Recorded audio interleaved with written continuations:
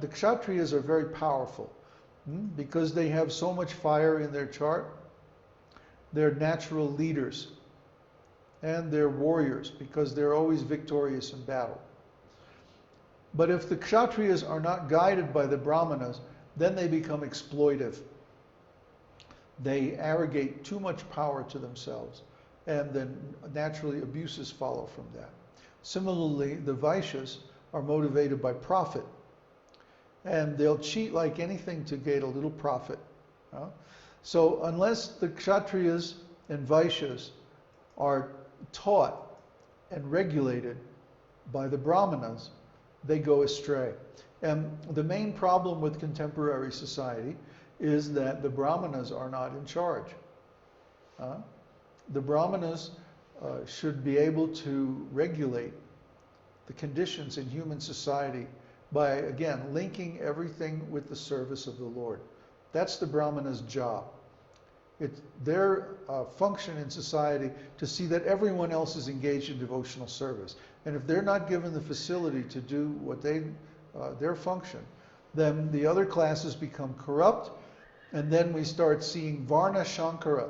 Varna Shankara means lower than Shudra, like dogs and cats, on the level of animals.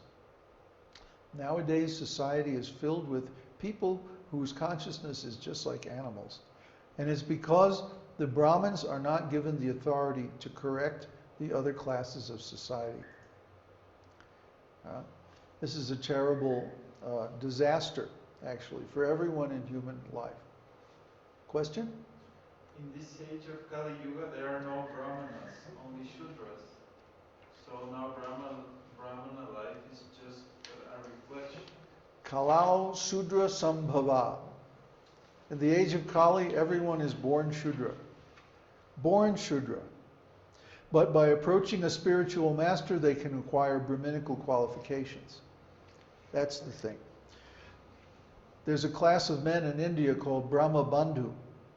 It means they're born in a Brahminical family, but they don't have the Brahminical training. On the other hand, we see in the West that people who approach a bona fide spiritual master can get the Brahminical training, and they can become actually first-class Brahmanas. People said that, Prabhupada said that he saw Brahmanas loitering on the street corner in America. What does that mean? That means these are people who have the natural inclination to become Brahmanas, but because they don't have the training, they can't act as Brahmanas. So that's what's missing in human society today.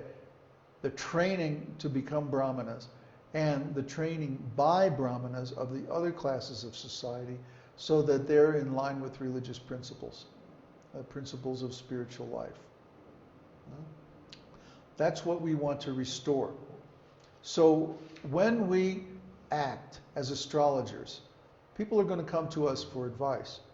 We have to give them the advice that reconnects them with real religious principles. In other words, we have to act as Brahmanas. That's critical. Otherwise, we will lose the advantages of being a Vedic astrologer and we'll become just a mundane astrologer. And this is what's wrong with the whole Vedic astrology scene in the West, is that they're presenting it, teaching it, and actually using it only for mundane purposes and not to connect people with spiritual knowledge, authentic self-realization. As a result, they're losing their insight. They're becoming all entangled in the complexities. Like if you go onto any Vedic astrology site, you'll see people arguing about different very complex ideas and applications of astrology. Astrology is simple. It's basically very simple. You see what is the predominant energy or what is the predominant desire or karma of the person. And then you see how to engage that in spiritual life. Then you advise the person accordingly. It's very simple. If you're a musician, do your music for Krishna. If you're a businessman, do your business for Krishna. If you're a family man, then engage your family in Krishna's service. It's Very practical and simple. And from the chart, you can see exactly what areas of life the person is strong, what areas of life they're weak, and you can also see when different periods of life are going to occur and give them strategic advice so they can plan ahead and be ready for it.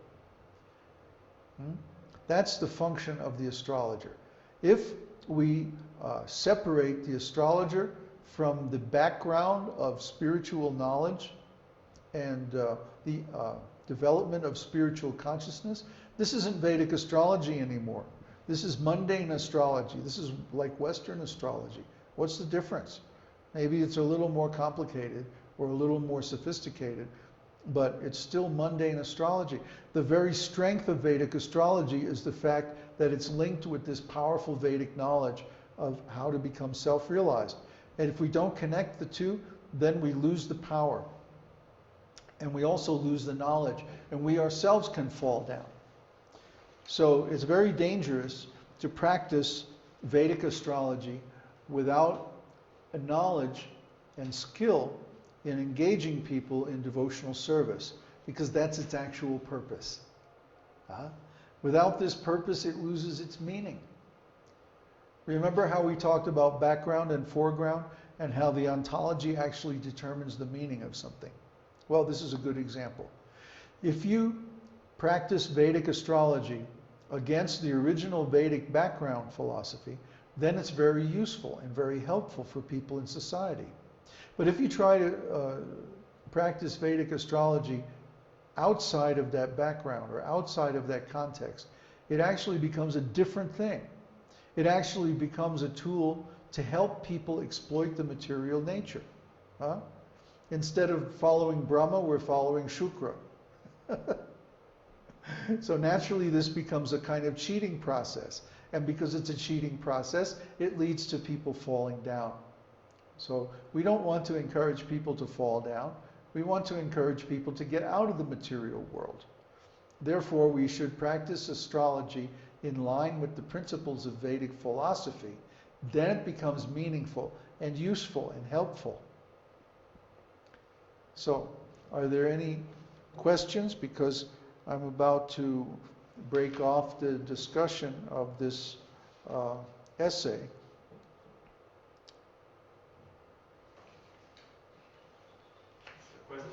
Question. Okay.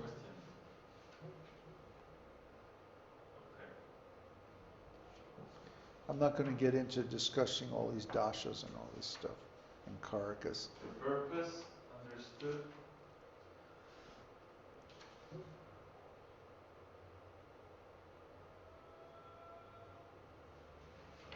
It's a long question. Hold on a little bit. Who is it from? From Aurora.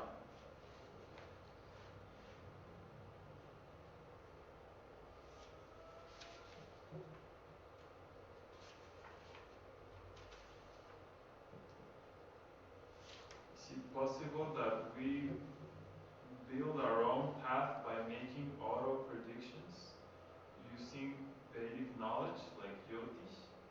Or is it fundamental task of a guru that's highly qualified? Some kind of self-guidance.